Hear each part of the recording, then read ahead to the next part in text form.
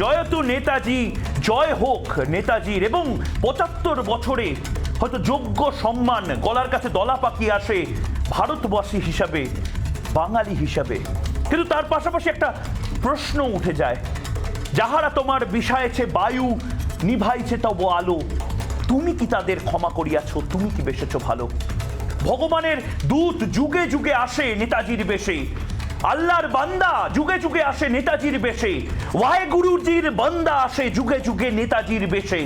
কিন্তু নেতাজি কি তাদেরকে ক্ষমা করেছে যারা নেতাজির রাজ্যে, নেতাজির ভূমিতে একের পর এক দুর্নীতি করে যাচ্ছে, একের পর এক টাকার পাহাড়? নেতাজি যদি সত্যিই নেতার বেশে আজ ফেরেন, সুভাষ যদি ফের আমাদের বাংলায় ফেরেন, আমাদের দেশে ফেরেন, আমাদের এলগিন রোডের বাড়িতে ফেরেন, সত্যি কি তার ভাল লাগবে? চোয়াল কি শক্ত হবে না নেতাজির?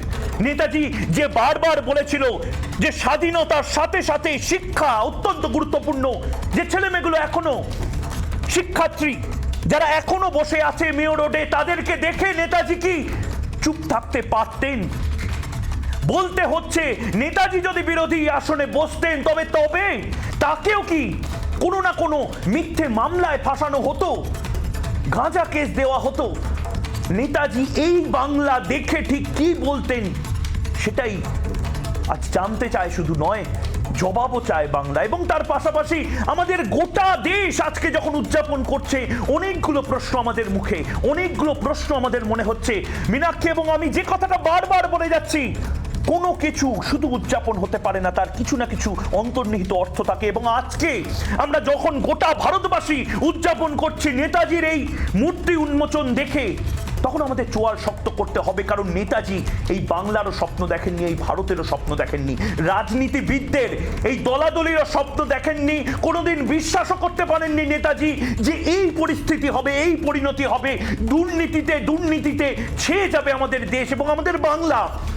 যে নেতারা নিজেদেরকে নেতাজি বলেন, এখন যে নেতারা এখন নিজেদেরকে মন্ত্রী মশাই বলেন, তাদের বাড়িতে এই টাকার পাহাড়, চড়াম চড়াম ঢাক বাজানো, চড়াম চড়াম ঢাক বাজানোর পাশাপাশি বিরোধী কণ্ঠ শূন্য করে দেওয়া, এটা বোধহয় নেতাজি সুভাষচন্দ্র বোস কোনোদিন স্বপ্নেও ভাবেননি, এই বাংলা কোনোদিন স্বপ্নেও নেতাজি সুভাষচন্দ্র ভাবেননি। এবং সে কারণে আমরা বলছি নেতাজি যদি ফিরে আসেন, নেতাজি আপনি যদি প্লিজ ফিরে আসেন, এই বাংলাটাকে দয়া করে পরিবর্তন করুন। This country needs another Subhash Chandra Bose. আমরা বারবার ইংলিশ একটা গান গেয়েছি, আমাদের বাংলার, আমাদের দেশের একটা সুভাষচন্দ্র বোস প্রয়োজন এই সময়। মূর্তি নয়, মূর্তি নয়, একজন রাজনেতা হিসাবে, একজন মানুষ হিসাবে, একজন দলনায়ক হিসাবে আমাদের রাজ্যের হয়তো একটা নেতাজি সুভাষচন্দ্র বোসকে প্রয়োজন, যে এই দুর্নীতিকে ছিঁড়ে ফেলে দেবে, যে চোখে চোখ রেখে এই যারা দুর্নীতিগ্রস্ত নেতা তাদেরকে বলবে আর চলবে না। এবং তার পাশাপাশি এই ছেলে মেয়েগুলো যারা এখনো মেয়র রোডে বসে আছে, তাদের আশার আলো দেখাবে, মুক্তি সূর্য দেখাবে। আজ একটা ঐতিহাসিক মুহূর্ত, সময় ইতিহাসের প্রতিটি বাঁক দেখেছে, কখন কি ঘটেছে, কেন ঘটলো, কিভাবে ঘটলো এবং কারা করলো, এসবের প্রত্যক্ষদর্শী সময়। আজ আবারও ইতিহাসের নতুন পাতা উল্টানো হলো, যে সময়ের সাক্ষী থাকলো গোটা দেশ। দিল্লির ইন্ডিয়া গেটে নেতাজি সুভাষচন্দ্র বসুর মূর্তির উন্মোচন করলেন প্রধানমন্ত্রী নরেন্দ্র মোদী। যে ছাতার তলায় নেতাজি সুভাষচন্দ্র বসুর মূর্তি স্থাপন করা হলো, সেখানে আগে ব্রিটেনের মহারাজা পঞ্চম জর্জের মার্বেল মূর্তি ছিল। 1939 সালে স্থাপিত এই মূর্তিটি স্বাধীনতার পর সেখান থেকে সরিয়ে নেওয়া হয়েছিল এবং 1968 সাল থেকে এই ছাতাটি খালি ছিল। নেতাজির মূর্তি উন্মোচন এবং রাজপথের নাম পরিবর্তনকে দাসত্বের মানসিকতা থেকে মুক্তি বলে দেখা হচ্ছে। স্বাধীনতা দিবসের দিনে লালকেল্লায় প্রধানমন্ত্রী নরেন্দ্র মোদীর যে ভাষণ, যেখানে তিনি বলছেন দেশে উপনিবেশিক মানসিকতার সঙ্গে জুড়ে থাকা চিহ্নগুলির মুছে ফেলার সময় এসেছে, দাসত্বের মানসিকতা থেকে শতভাগ মুক্তির সংকল্প নিয়ে আমাদের এগিয়ে যেতে হবে। দেশনায়কের মূর্তি বসল, শ্রদ্ধার সঙ্গে স্মরণ করা হচ্ছে তাকে। কিন্তু স্বাধীনতার 75 বছরে আরো একটি প্রশ্ন উঠছে, তা হলো স্বপ্ন কি সফল হয়েছে নেতাজির? রক্তের বিনিময়ে স্বাধীনতা দেওয়ার কথা বলা নেতাজির স্বপ্নকে পূরণ করতে পেরেছি আমরা? নেতাজির নিজের রাজ্য বাংলা কি তার দেখানো পথে চলছে?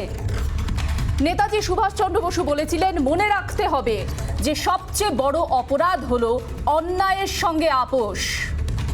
আজ নেতাজির বাংলায় কি হচ্ছে? আজ যখন দেখি চাকরির দাবিতে ঝড় জল উপেক্ষা করে দিনের পর দিন বসে আন্দোলন করছেন যোগ্য চাকরি প্রার্থীরা, তখন আমাদের মনে প্রশ্ন জাগে, না এটাই কি স্বাধীন ভারতে হওয়ার কথা ছিল? আবার যখন দেখি কাজের দাবিতে আন্দোলন করতে গিয়ে বেকার যুবক যুবতীদের পিঠে পুলিশের লাঠির বাড়ি, তা দেখে আবারও প্রশ্ন করতে ইচ্ছা করে, কি হচ্ছে? আবার দেখছি দুর্নীতিতে ডুবে গিয়ে কিভাবে পচন ধরেছে সমাজে।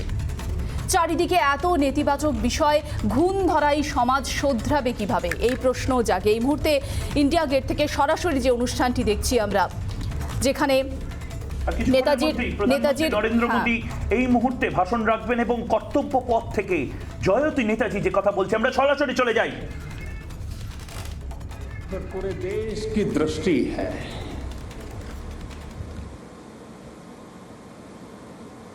सभी देशवासी इस समय इस कार्यक्रम से जुड़े हुए हैं। मैं इस ऐतिहासिक क्षण के साक्षी बन रहे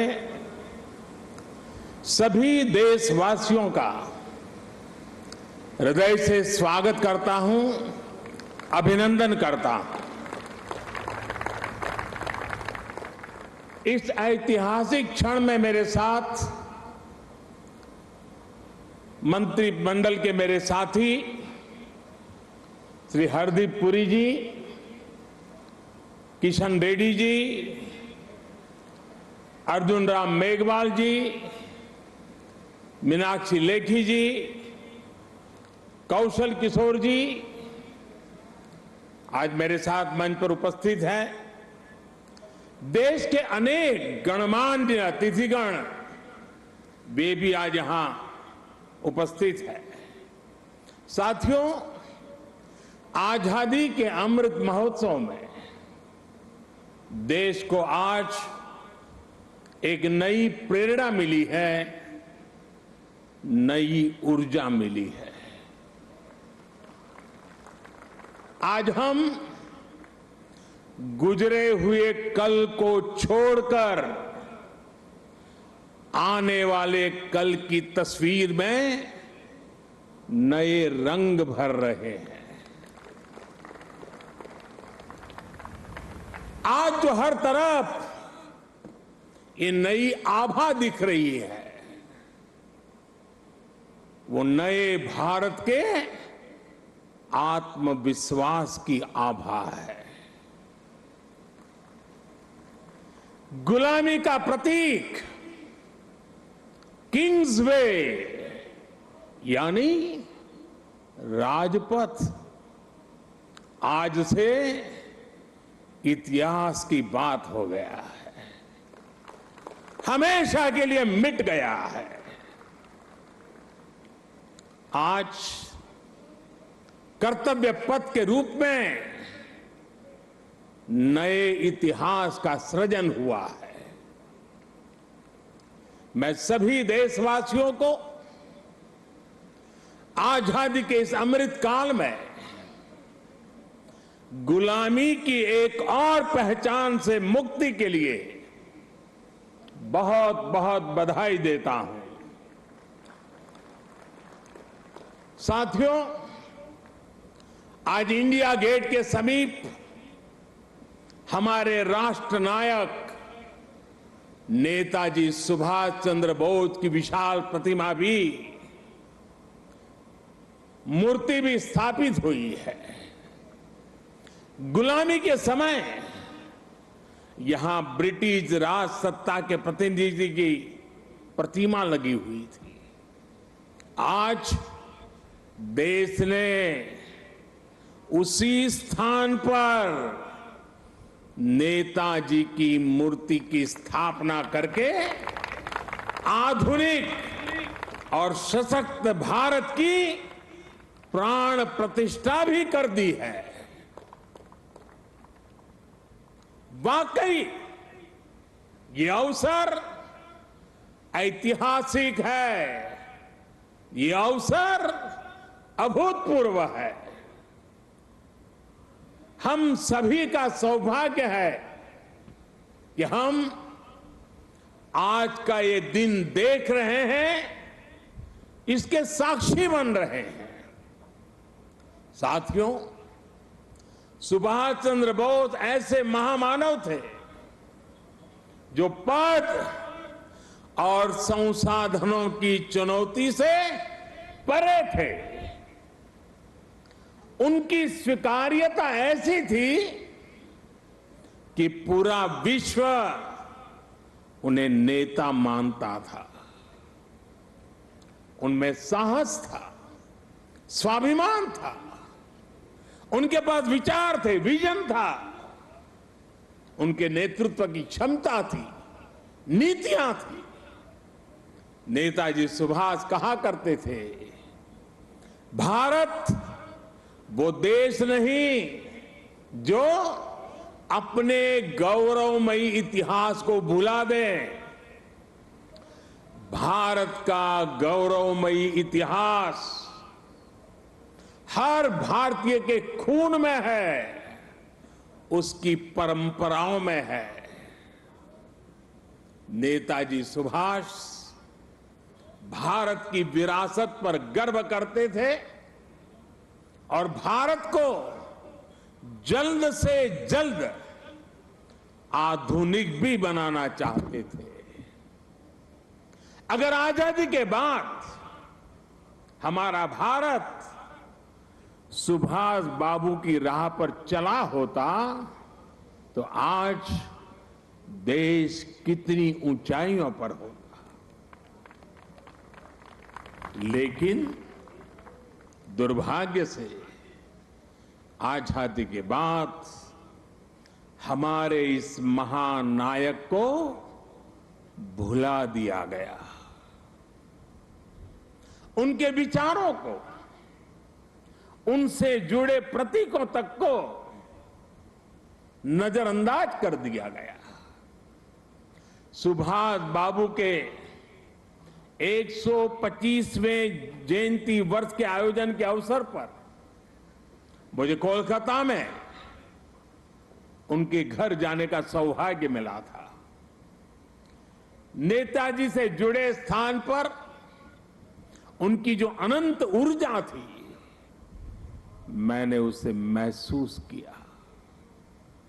आज देश का प्रयास है कि नेताजी की वो ऊर्जा देश का पथ प्रदर्शन करे। कर्तव्य पथ पर नेताजी की प्रतिभा इसका माध्यम बनेगी। देश की नीतियों और निर्णयों में सुभाष बाबू की छाप रहे, ये प्रतिमा इसके लिए प्रेरणा स्रोत बनेगी। भाइयों और बहनों, पिछले 8 वर्षों में हमने एक के बाद एक ऐसे कितने ही निर्णय लिए हैं जिन पर नेताजी के आदर्शों और सपनों की छाप है। नेताजी सुभाष अखंड भारत के पहले प्रधान थे जिन्होंने 1947 से भी पहले अंडमान को आजाद कराकर तिरंगा फहराया था। उस वक्त उन्होंने कल्पना की थी कि लाल किले पर तिरंगा फहराने की क्या अनुभूति होगी। इस अनुभूति का साक्षात्कार मैंने स्वयं किया जब मुझे आजाद हिंद सरकार के 75 वर्ष होने पर लाल किले पर तिरंगा फहराने का सौभाग्य मिला।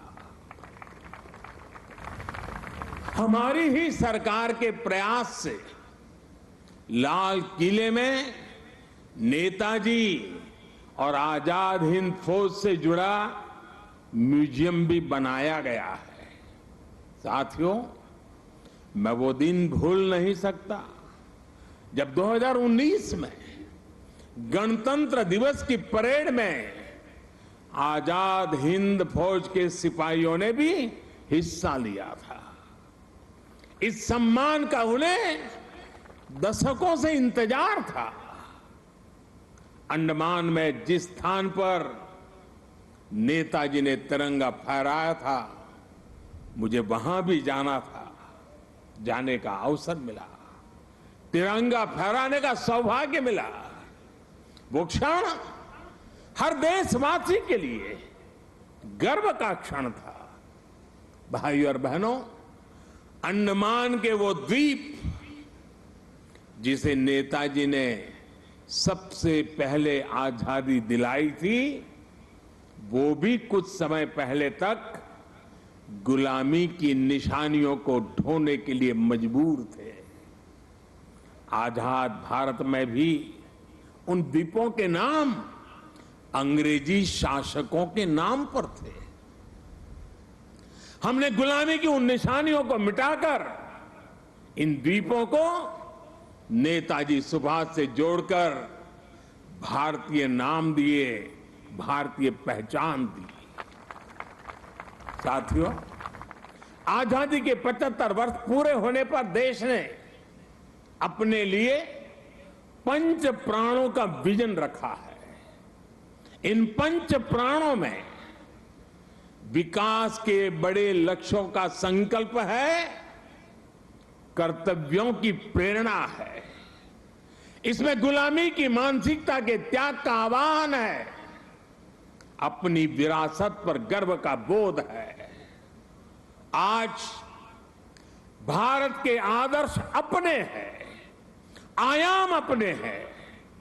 आज भारत के संकल्प अपने हैं, लक्ष्य अपने हैं। आज हमारे पथ अपने हैं, हमारे प्रतीक अपने हैं।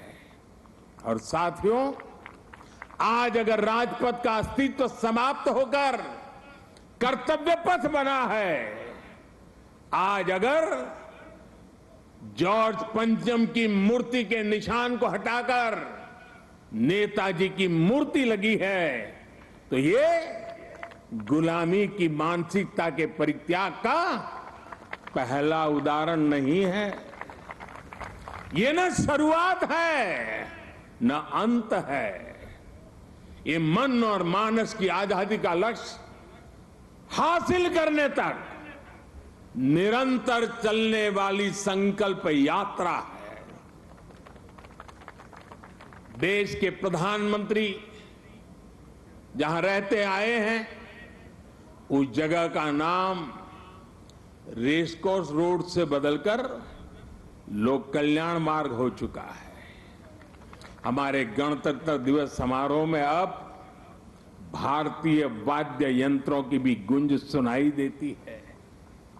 बीटिंग द रिट्रीट सेरेमनी में अब देशभक्ति से सरोबार गीतों को सुनकर हर भारतीय आनंद से भर जाता है। अभी हाल ही में भारतीय नौसेना ने भी गुलामी के निशान को उतारकर छत्रपति शिवाजी महाराज के प्रतीक को धारण कर लिया है। नेशनल वॉर मेमोरियल बनाकर देश ने समस्त देशवासियों की बरसों पुरानी इच्छा को भी पूरा किया है। साथियों, ये बदलाव केवल प्रतीकों तक ही सीमित नहीं है। ये बदलाव देश की नीतियों का भी हिस्सा बन चुका है। आज देश अंग्रेजों के जमाने से चले आ रहे सैकड़ों कानूनों को बदल चुका है।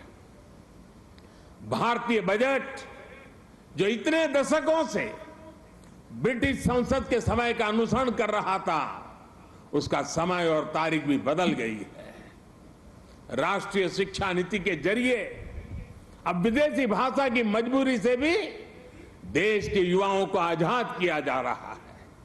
यानी आज देश का विचार और देश का व्यवहार दोनों गुलामी की मानसिकता से मुक्त हो रहे हैं। ये मुक्ति हमें विकसित भारत के लक्ष्य तक लेकर के जाएगी। साथियों, महाकवि भरतियार ने भारत की महानता को लेकर तमिल भाषा में बहुत ही सुंदर कविता लिखी थी। इस कविता का शीर्षक है पारुकुलै नल्ल नाइंगल भारत नाड़। महाकवि भरतियार की ये कविता हर भारतीय को गर्व से भर देने वाली है। उनकी कविता का अर्थ है, हमारा देश भारत पूरे विश्व में सबसे महान है।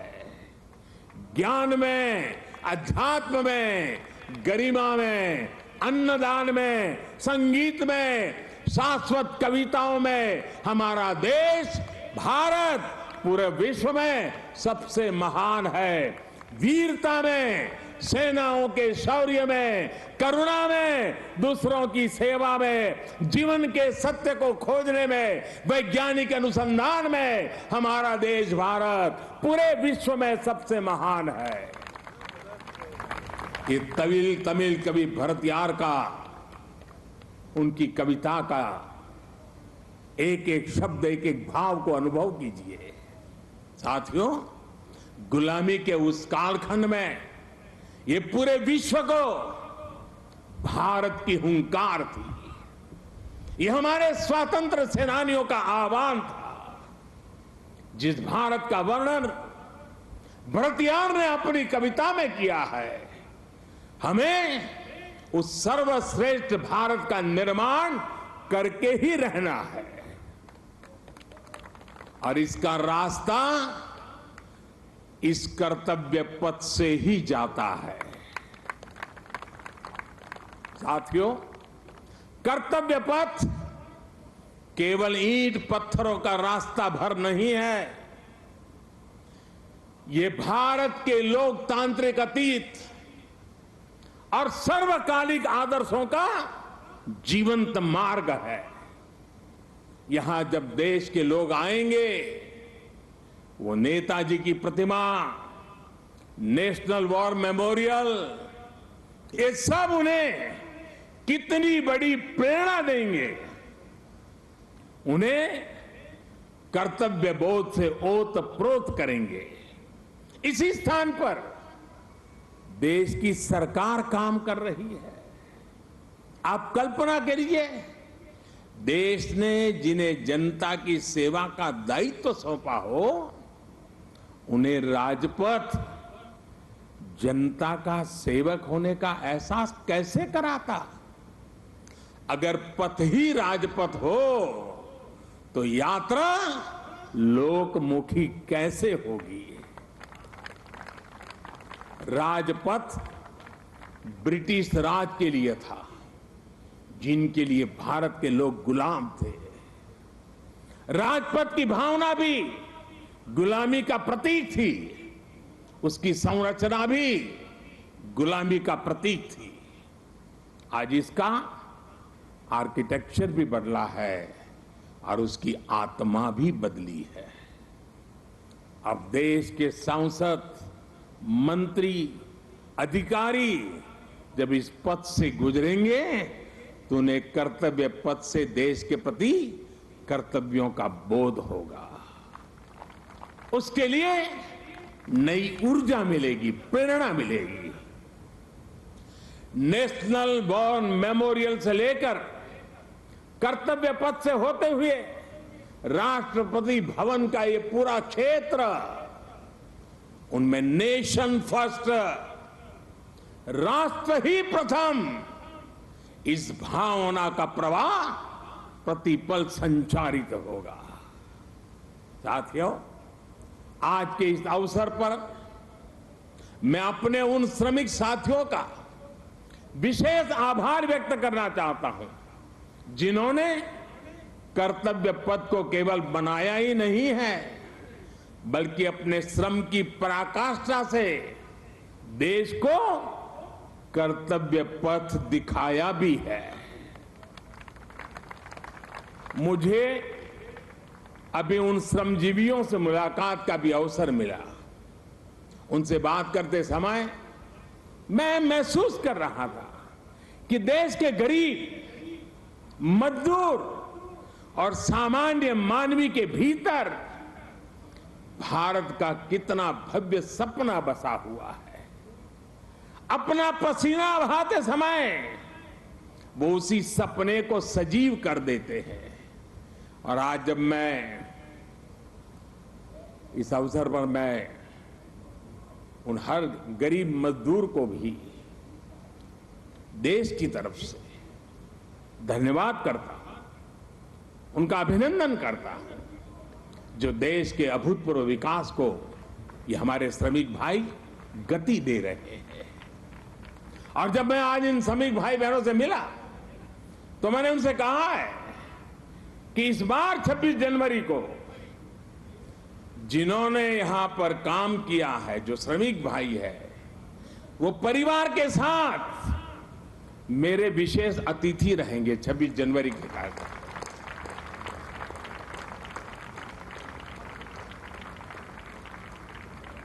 मुझे संतोष है कि नए भारत में आज श्रम और श्रमजीवियों के सम्मान की एक संस्कृति बन रही है, एक परंपरा पुनर्जीवित हो रही है।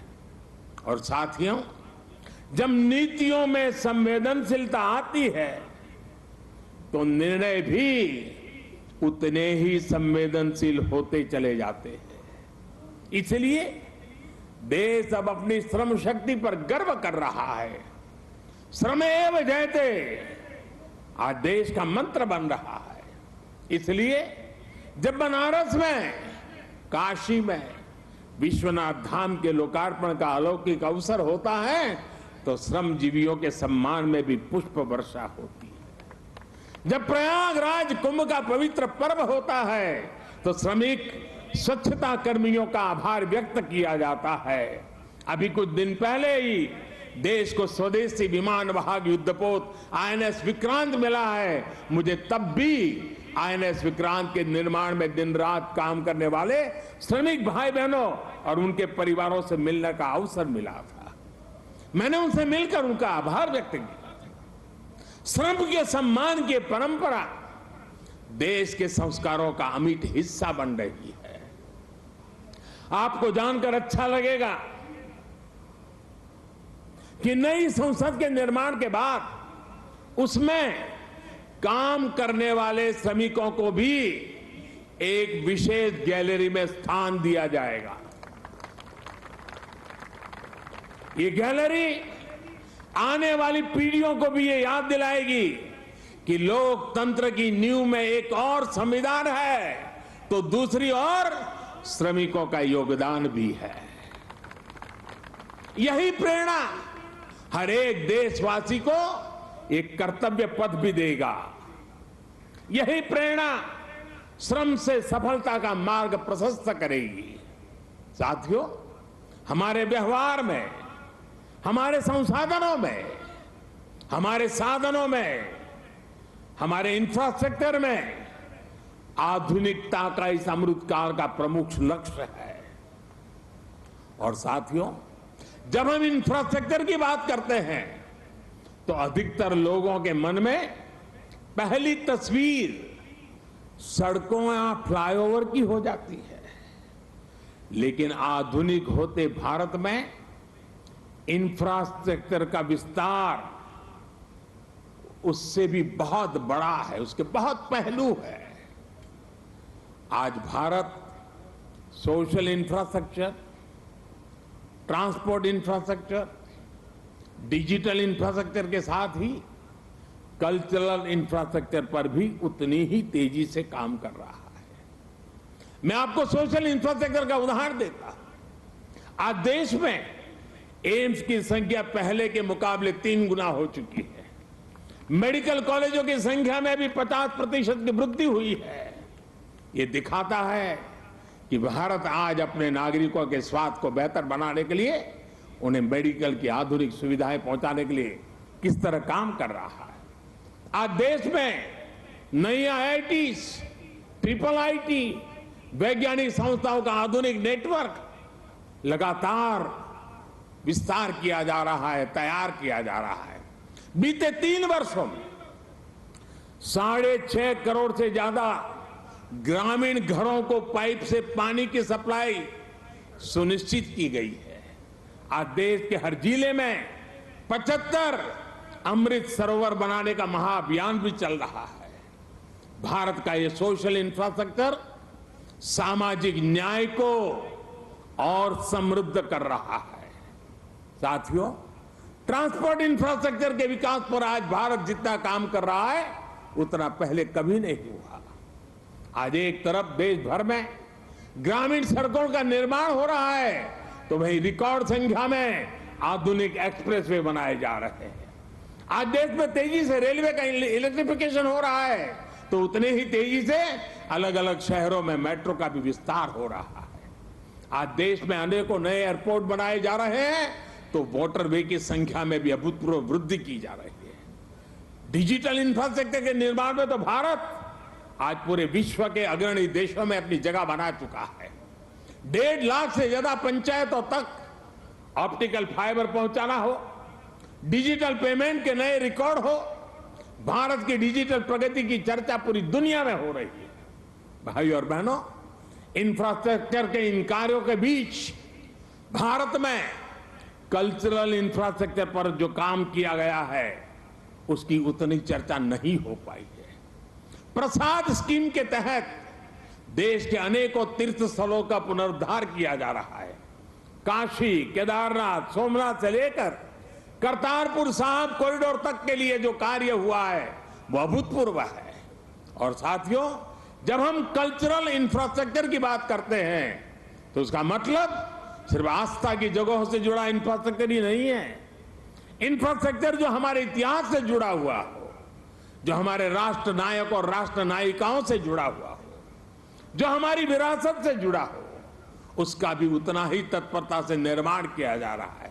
सरदार पटेल की स्टैच्यू ऑफ यूनिटी हो या फिर आदिवासी स्वतंत्रता सेनानियों को समर्पित म्यूजियम, पीएम म्यूजियम हो या फिर बाबा Saheb Ambedkar memorial, national war memorial हो या फिर नेशनल पुलिस मेमोरियल, ये कल्चरल इंफ्रास्ट्रक्चर के उदाहरण है। ये परिभाषित करते हैं कि एक राष्ट्र के तौर पर हमारी संस्कृति क्या है, हमारे मूल्य क्या है और कैसे हम इन्हें सहज रहे हैं। एक आकांक्षी Bharat social infrastructure, transport infrastructure, digital infrastructure के साथ ही कल्चरल इंफ्रास्ट्रक्चर को गति देते हुए तेज प्रगति कर सकता है। मुझे खुशी है कि आज कर्तव्य पथ के रूप में देश को कल्चरल इंफ्रास्ट्रक्चर का एक और बेहतरीन उदाहरण मिल रहा है। आर्किटेक्चर से लेकर के आदर्शों तक आपको यहां भारतीय संस्कृति के दर्शन भी होंगे और बहुत कुछ सीखने को भी मिलेगा।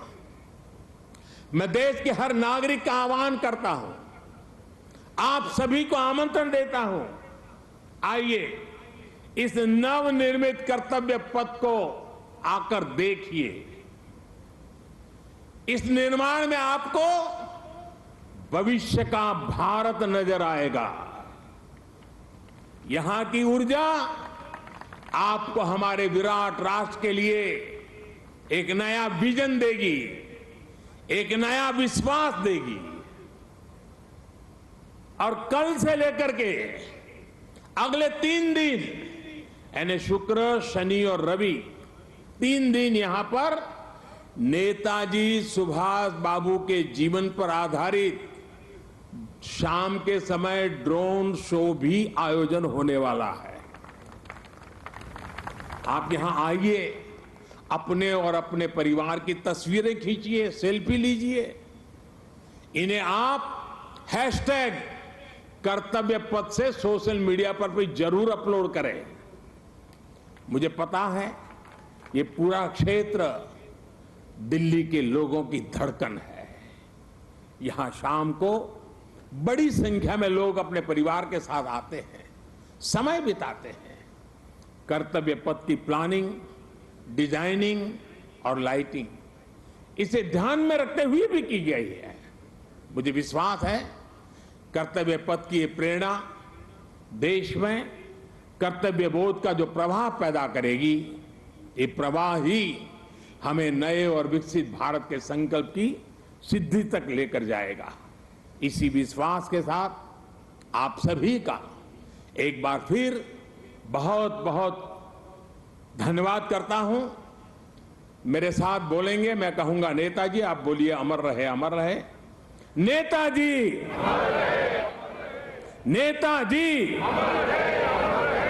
नेताजी, भारत माता की, भारत माता की, वंदे वंदे वंदे। बहुत बहुत धन्यवाद। নেতাজি অমর রহে, নেতাজি জয়তু নেতাজি। আমরা বারবার যে কথাটা বলছি, হয়তো সত্যি রাজা ফিরলো রাজপথে, রাজপথের নামটা পরিবর্তন হয়েছে, কিন্তু যে রাজার আসলে স্থলাভিষিক্ত হওয়ার কথা ছিল, সিংহাসনে বসার কথা ছিল স্বাধীন ভারতে, সেই রাজা নেতাজি, নেতাজি সুভাষচন্দ্র বোস, তিনি হয়তো ফিরলেন। দেশের জন্য নতুন প্রেরণার প্রতীক হতে চলেছে নেতাজির এই মূর্তি। এবং নেতাজির জীবন নিয়ে একের পর এক যেভাবে আমরা গোটা ভারতে 1 বছর ধরে জয়গান গেয়ে গেছি, এবং তার পাশাপাশি আগামী দিনেও নেতাজির পথ চলাকে অনুসরণ করব, সেই ছবি, সেই মূর্তির ছবি নাকি এই মুহূর্তে আমরা দেখতে পাচ্ছি। এবং তার পাশাপাশি দেশের যে অগ্রগতির প্রতীক নেতাজি সুভাষচন্দ্র বসু, এবং দেশকে পথ দেখিয়েছিলেন, যে পথে অনুপ্রাণিত হয়েছিল গোটা সমাজ, যুব সমাজ, সেই পথটাই আজকে আবারও মনে করালেন প্রধানমন্ত্রী নরেন্দ্র মোদী। এবং আজকে নেতাজির মূর্তি উন্মোচনের সঙ্গে সঙ্গে যেমনটা আমরা লালকেল্লা থেকে 15ই আগস্টের ভাষণে শুনেছিলাম যে দাসত্ব থেকে মুক্তি, এবং এই দাসত্ব থেকে মুক্তির একটা সাংকেতিক দিক হয়তো উঠে এলো আজকে, যেখানে রাজপথের নাম পরিবর্তন করে কর্তব্য পথ করা হলো। এবং সেই কর্তব্য পথে নেতাজি সুভাষচন্দ্র বসু, যিনি 5ম জর্জের জায়গায়, যার স্থলাভিষিক্ত হলেন নেতাজি সুভাষচন্দ্র বসু, যাকে 1968 সালে সরানো হয়েছিল সেই মূর্তি, এবং তারপর থেকে সেই জায়গা ফাঁকা ছিল। আজ নেতাজি সুভাষচন্দ্র বসু বসলেন সেই জায়গায়। কোথাও না কোথাও ময়ূক, তুমি যেমনটা বলছিলে যে প্রকৃত রাজাই যেন আজকে বসলেন, এবং এটা গোটা বিশ্বের কাছে একটা বার্তা, এটা হয়তো নতুন ভারতের বার্তা ময়ূক। একদমই তাই। এবং তার পাশাপাশি একটা প্রশ্ন থেকেই গেল মীনাক্ষী, যে ছবিটা দিয়ে আমরা শুরু করলাম এবং তার পাশাপাশি যে কথাগুলো বলে, নেতাজি যদি সত্যিই ফিরে আসেন এখন, এই বাংলাকে দেখবেন, এই ভারতবর্ষকে দেখবেন, এই দুর্নীতিগ্রস্ত নেতাদেরকে দেখবেন, এই টাকার পাহাড় দেখবেন, এই ছেলে মেয়েগুলোর হাহাকার দেখবেন, এবং তার পাশাপাশি এই বেকারত্ব, এই শিল্পহীনতা, এই সমস্ত কিছু কি নেতাজি দেখবেন বলে আমরা কি নেতাজির পথে চলতে পেরেছি?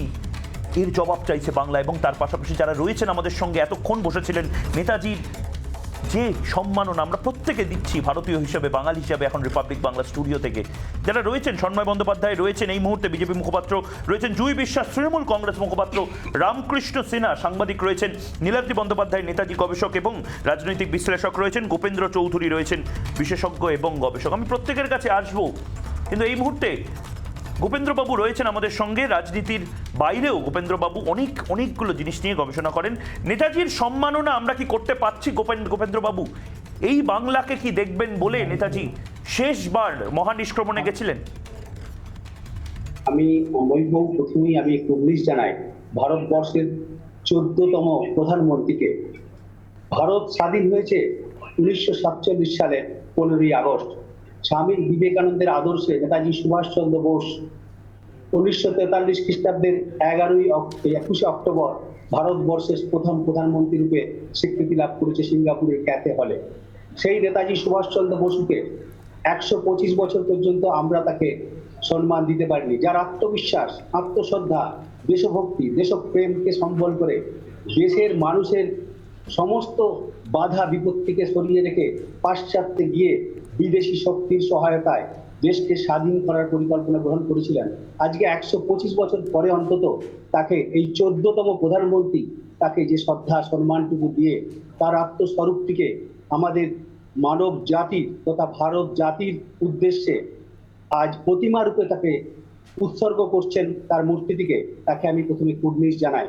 কিন্তু পাশাপাশি যে নেতাজি সুভাষচন্দ্র যে স্বপ্ন দেখেছিলেন স্বাধীন ভারতের যে চিন্তা ভাবনাগুলিকে তিনি সামনে রেখে সংবিধানটি পর্যন্ত তৈরি করে ফেলেছিলেন, স্বাধীন ভারত কিভাবে চলবে, সেই ভারত সন্তানরা তাকে কতখানি মান্যতা দিচ্ছে আজকে খুব সন্দেহের চোখে আমরা দেখছি।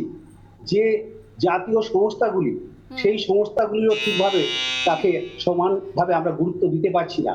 বিশেষ করে যে মানব জাতি নেতাজি সুভাষচন্দ্র বিবেকানন্দের আদর্শে মানুষকেই দেবতা রূপে পুজো করেছিলেন, একদম। দেশ সেবা মানে দেশের মানুষের সেবা, যেটি বিশ্বাস করতেন নেতাজি সুভাষচন্দ্র বোস, সেই নেতাজি সুভাষচন্দ্র বোসের প্রাণের ভারতবর্ষ তাকে স্বাধীন দেখার জন্য পাশ্চাত্যে গিয়ে সমস্ত রাষ্ট্র নায়কদের কাছে আত্মবিশ্বাসের সাথে যেভাবে প্রতিষ্ঠিত করেছিলেন একদমই, ভারতবর্ষকে, তার একদমই, ফলস্বরূপ পেয়েছিলাম আমরা গোবিন্দবাবু, হুম। 30শে ডিসেম্বর নামখানা জিমখানা ময়দানে হ্যাঁ। আন্দামানে শহীদ এবং স্বরাজ দ্বীপকে প্রথম স্বাধীনতার আলো দেখিয়ে ঠিক। ভারতবর্ষের মানুষকে ঠিক সেই ঠিক স্বাধীনতার সামনে আপাতত পৌঁছে গোবিন্দবাবু, দিয়েছিলেন। আপাতত আপনার সময় শেষ, 30 সেকেন্ড, আবারও পরবর্তীকালে যাব, যেহেতু আমাদের সময় কমে এসেছে শোয়ে। আমি চলে যাব জুইদির কাছে। জুইদির কাছে এই মুহূর্তে যেটা প্রশ্ন আজকের দিনে দাঁড়িয়ে, যে বাংলা, নেতাজির বাংলা কি ভাবছে? যে নেতাজি বারবার বলে গিয়েছেন যে কখনো কোনো অন্যায়ের সঙ্গে আপোষ নয়, কিন্তু বাংলা কি দুর্নীতির সঙ্গে আপোষ করছে না? আমি প্রথমেই বলি যে আজকে আমাদের যে আলোচনার বিষয়বস্তু নেতাজি সুভাষচন্দ্র বসু, বাংলার যারা মনীষী নেতাজি সুভাষচন্দ্র বসু, বিবেকানন্দ বা রবীন্দ্রনাথ ঠাকুর, আমাদের তৃণমূল কংগ্রেসের পক্ষ থেকে সবসময় মহর্ষি যারা রয়েছেন বাংলার মনীষীদের সর্বত্রই আমরা শ্রদ্ধা জানাই। যে কোনো অনুষ্ঠানে আপনারা দেখুন যে আমরা কিন্তু আমাদের কালচারাল পার্টটাকে সবচেয়ে বেশি হাইলাইট করি, এবং তার জন্য আজকে পশ্চিমবঙ্গ সরকার আন্তর্জাতিক পুরস্কারও পেতে চলেছেন। আজ আমরা যদি বলি 15ই আগস্ট এই মূর্তি উন্মোচনের কথা প্রধানমন্ত্রী আগে জানুয়ারি মাসে বলেছিলেন, কিন্তু তারপরে সেন্ট্রাল ভিস্টার যে প্রজেক্ট আছে সেই প্রজেক্টের জন্য তারা এটা ডেটটা পিছিয়ে দিয়ে আজকে 8ই সেপ্টেম্বর করেন। তাহলে কি বিজেপির কাছে দেশের আইকন বা ন্যাশনাল হিরোর থেকেও পলিটিক্যাল এজেন্ডা অনেক বেশি বড় হয়ে গেল? আজকে কি এটা নেতাজির প্রতি কোনো অসম্মান দেখানো হলো না? 15ই আগস্ট দেশের স্বাধীনতা দিবসের দিন যদি এই মূর্তি উন্মোচিত হতো, আমার মনে হয় যে সারা ভারতবাসীর কাছে একটা দৃষ্টান্ত স্বরূপ এটা হতে পারত। আজকে যে সরকার, এই সরকার, আমরা বলি নাম বদলাও সরকার, সমস্ত প্রদেশের নাম বদলে দিচ্ছেন, সমস্ত জায়গার নাম বদলে দিচ্ছেন, রাস্তার নাম বদলে দিচ্ছেন, মোগলসরাই, এলাহাবাদ থেকে শুরু করে বিভিন্ন আজকে রাজপথের নাম বদলে গিয়ে কর্তব্য পথ হয়ে গেল। কর্তব্য কি? সরকারের কর্তব্য ইনফ্লেশন রেট কমানো, সারা ভারতবর্ষের লোক কাঁদছেন, বেকার 2000 আপনি কোটি বলছেন যে বেকারের এখানেও চাকরি এখানেও দেওয়া। কোথাও গিয়ে আজকে সরকারের কর্তব্য কি? কেন্দ্রীয় রান্নার সরকার গ্যাসের নিজের দাম কর্তব্য কমানো। পালন করছেন। আমি আজকে সন্ময় বাবুর কাছে, আজকে যদি আমি সন্ময় বাবুর কাছে কাজ কি? যেতে চাই। তৃণমূল কংগ্রেস বলতে দিতে মুখপাত্র হবে তো, বলছেন যে এক কেন্দ্রীয় মিনিট। সরকার নিজের কর্তব্য পালন করছে না এবং নেতাজিকেও রাজনৈতিকভাবে তাস হিসাবে, তুরুপের তাস হিসাবে ব্যবহার করা হচ্ছে। কি বলবেন? 30 সেকেন্ড। ময়ূক, আজ ঐতিহাসিক দিন, ইন্ডিয়া গেটে নেতাজি মূর্তির উন্মোচন ঘটলো, সেই দিনও আমরা রাজনীতির ঊর্ধ্বে উঠতে পারলাম না। মানে এটাই দুঃখের। আমি জয়ীদের কথাগুলো শুনছিলাম, আজও তৃণমূল, আজও কংগ্রেস, আজও বিজেপি। আজ তো একটা নামে উচ্চারণ করা যেত, নেতাজি সুভাষচন্দ্র বসু। তার দেখানো পথে আমরা চলতে পারছি কিনা। তিনি তরুণের স্বপ্ন লিখেছিলেন, সেই তরুণের সামনে আজকে আমরা হাজির করছি কাকে? কখনো অনুব্রত মণ্ডলকে, কখনো পার্থ চট্টোপাধ্যায়কে। তাদের রোল মডেল করা হচ্ছে। রাজ্যের মুখ্যমন্ত্রী, যিনি নির্বাচিত মুখ্যমন্ত্রী, এই বাংলার প্রধান মুখ, তিনি সর্বসমক্ষে বলছেন বীর অনুব্রত মণ্ডলকে বীরের মতো বার করে নিয়ে আসতে হবে। আর ঠিক সেই দিন একমাত্র বীর সারা ভারতবর্ষের, যাকে আজকে 10 শ্রদ্ধা সেকেন্ড। জানানো হচ্ছে, বেশ, 10 তাকে সেকেন্ড শ্রদ্ধা জুড়ে জানাতে আজকে রাখলেন। ইন্ডিয়া দশ গেটে সেকেন্ড, আমরা হাজির হয়েছি। 10 সেকেন্ড, তারপর নীলাদ্রিদার প্রবীণ কাছে যাবো। বিজেপির মুখপাত্র, আমি সম্মানের সাথেই বলছি, সম্মানদা, আমার কাছে আমার ভীষণ অবাক লাগে। 2014 সালে তো মোদী সরকার ক্ষমতায় এসছেন, কংগ্রেস সরকার, তারা না নেহেরুকে সাপোর্ট করতেন বলে তারা নয়, তাদের স্বার্থ ছিল, তারা নেতাজির যে অন্তর্ধান রহস্য সেটা পাবলিকের সামনে উন্মোচন করলেন না। আজকে কেন 39টা ক্লাসিফাইড ফাইলস এখনো পাবলিকের সামনে? সেটা নিয়ে এখনো কেন এলো না? আরো অন্য একটা আজকে কেন বিতর্কের 23শে বিতর্কের জানুয়ারিকে জায়গা। national যদি কিন্তু holiday প্রশ্নের দেওয়া উত্তর হলো পেলাম না। আমি আজকে নীলাদ্রিদার কাছে যাবো, বিজেপি যেহেতু সরকার সময় খুব পারলেন কম, না। যেহেতু সময় খুব কম, জনসাধারণ অন্যদিন আবার এই বিষয়ে ডিবেট হবে প্লিজ। আজকে সময় খুব কম, আজকে সময় খুব কম। নীলাদ্রিদা এই মুহূর্তে দাঁড়িয়ে যে প্রশ্নটা, আর সময় খুব কম। নীলাদ্রিদা, নেতাজির বাংলায় বীরের সম্মান অনুব্রত মণ্ডলকে। না, প্রথমে ইনাকে একটা কথা আমায় বলতেই হবে। আজ 30 থেকে সেকেন্ড। 7 বছর আগে 14ই অক্টোবর আমি প্রধানমন্ত্রী নরেন্দ্র মোদীর সাথে দেখা করেছিলাম দুটো দাবি নিয়ে। একটা হচ্ছে নেতাজি সংক্রান্ত সমস্ত ফাইল প্রকাশ করতে হবে। এখন অবধি 303টি ফাইল যেগুলো সরকারের কাছে ছিল, সরকার সমস্ত প্রকাশ করেছে 2016-তে। 2 নম্বর কথা, নেতাজিকে উপযুক্ত সম্মান দিতে হবে। সেই সম্মানটা সম্ভবত নেতাজি এতদিন বাদে পেলেন, যেখানে কিং জর্জের মূর্তির জায়গায় নেতাজির মূর্তি বসেছে। কিন্তু যখন কর্তব্য পথে নেতাজির মূর্তি বসেছে, তখন প্রশ্ন হচ্ছে নেতাজির প্রতি আমাদের যে কর্তব্য, সমস্ত দলের কথা বলছি, সেই কর্তব্য লক্ষ্যকে আমরা পূরণ করতে পেরেছি? সে বাংলার কথা ভাবি, যে দুর্নীতি বাংলার বুকে আমরা দেখছি, এই দুর্নীতিময় বাংলা কি নেতাজি স্বপ্ন দেখেছিলেন? মনে করি নেতাজি বলেছিলেন, remember the greatest crime is two compromise with injustice. একদমই তাই। এবং রামকৃষ্ণ সেনাকে আমি এই আলোচনায় আনবো, আমাদের সময় যেহেতু খুব কম। রামকৃষ্ণ সেনা, আমরা কোথাও গিয়ে এই কম্প্রোমাইজটা কি করে ফেলছি দেশের সাথে? শুধু নয়, দেশের নিরাপত্তা শুধু নয়, দুর্নীতির সঙ্গেও আমাদের রাজনীতিবিদরা কম্প্রোমাইজ করে ফেলছে শুধু কয়েকটা ভোটের জন্য এবং ভোট ব্যাংক তৈরি করার জন্য। রামকৃষ্ণ, ময়ূক, যারা উচ্চ জেতা মানে যেটা আমি একটা কথা বলি ময়ূক, সেটা হচ্ছে যারা রবীন্দ্রনাথের চিত্ত জেতা ভয় শূন্য বলে কোট করেন, তাদের কাছে যখন দেখি যে সেই সব নেতাদের আমাদের কালোবাজারি করবার জন্য জেল থেকে বার করে নিয়ে আসা হচ্ছে বীরের মতন, তখন মনে হয় এই নেতাজি কি এই ভারতের স্বপ্ন দেখেছেন না এই বাংলার স্বপ্ন দেখেছেন? যে স্বামীজি বলতেন যে আরেকটা স্বামীজি তৈরি হলে তবে বুঝতে পারবে যে এই স্বামীজি কি করে গেল। সেটা বোধহয় দ্বিতীয় নেতাজিকে আমরা তার মধ্যে পেয়েছিলাম, যে নেতাজির সেই লড়াইটা লড়তে শুরু করেছিলেন।